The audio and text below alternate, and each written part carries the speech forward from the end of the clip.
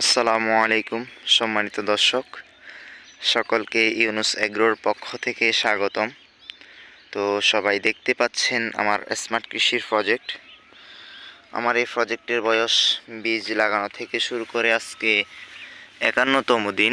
তো 51তম দিনে সবাই দেখতে পাচ্ছেন প্রজেক্টে কী পরিমাণে জালি সেট আপ হচ্ছে বা জালি আসতেছে। এই যে দেখতে পাচ্ছেন এগুলো সেট আপ হয়েছে। এই যে সবাই দেখতে পাচ্ছেন কি পরিমাণে জালি আসতেছে। এই যে তো এগুলো হচ্ছে তামিম প্লাসেরও দেখতেছি অনেক জালি আসতেছে, কিন্তু আমি আমার প্রজেক্টে ভুল করেছিলাম। 2-3 দিন আগে আমি স্প্রে করেছিলাম ইমিডাক্লোরোপিড প্লাস থাইমেথক্সাম। তো এই দুইটা স্প্রে করার কারণে আমার প্রজেক্টে একেবারে মৌমাছি ছিল না বললেই চলে। মৌমাছি না থাকার কারণে আমার প্রজেক্টে আমি দেখতেছি যে নিচের ফলগুলো একেবারে সেট আপ হয় নাই, অল্প কয়েকটা ছাড়া ম্যাক্সিমাম ফলে সেট আপ হয় নাই। তো আপনাদের প্রজেক্টে যদি গাছ এইরকম বড় হয়ে যায়, আপনারা স্প্রে করার ক্ষেত্রে অনেক সাবধান থাকবেন। আপনারা কখনোই উল্টাপাল্টা আবেতাবে স্প্রে করবেন না, তাহলে আমার মতো এরকম হালত হবে আপনাদেরও। দেখতে পাবেন যে আপনাদের প্রজেক্টে নিচের ফলগুলো সেট আপ হবে না।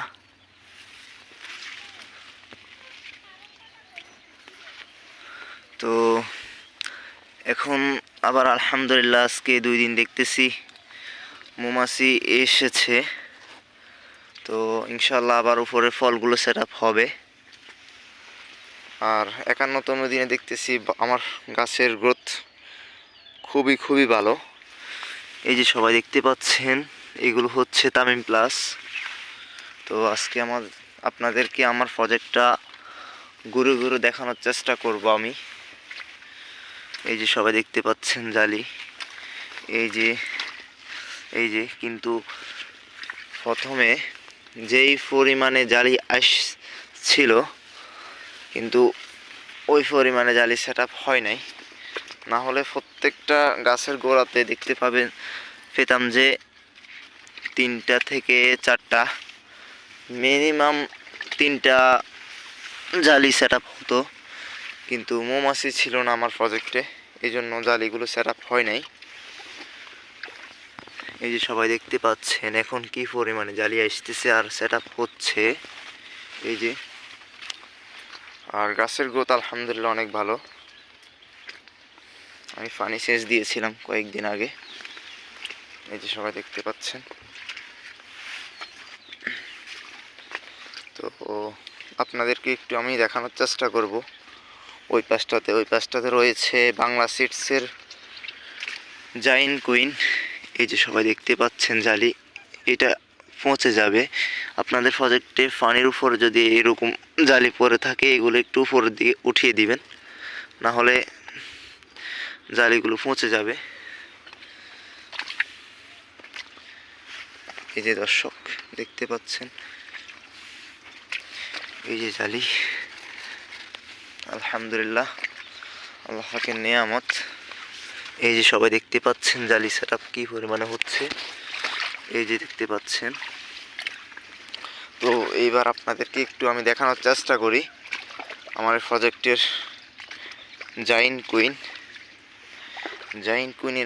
কুইনের ফলন অনেক বেশি দেখতে পাচ্ছি আমি আলহামদুলিল্লাহ। এই যে 2টা জালি, এই যে আরও একটা জালি, এই যে এগুলো সেট আপ হয়ে গেছে আলহামদুলিল্লাহ। এই যে সবাই দেখতে পাচ্ছেন। এই যে তো আমার এই প্রজেক্টের জমির পরিমাণ হচ্ছে 24 শতাংশ। এই 24 শতাংশর প্রজেক্টে আমি বেশ কয়েকটা জাত লাগিয়েছিলাম। বেশ কয়েকটা জাতের ভিতরে এগুলো হচ্ছে জাইন কুইন। তো মোটামুটি একটা সম্পূর্ণ প্রজেক্ট ট্রায়াল প্রজেক্টে হয়ে গেছে। 5টা জাত আমি লাগিয়েছি আমার এই প্রজেক্টে। এই যে সবাই দেখতে পাচ্ছেন, এগুলো হচ্ছে জাইন্ট কুইন, খুব সুন্দর ফল। এই যে এগুলো কালার সাইজও দেখতে পাচ্ছি খুবই ভালো। এই যে দেখতে পাচ্ছেন সবাই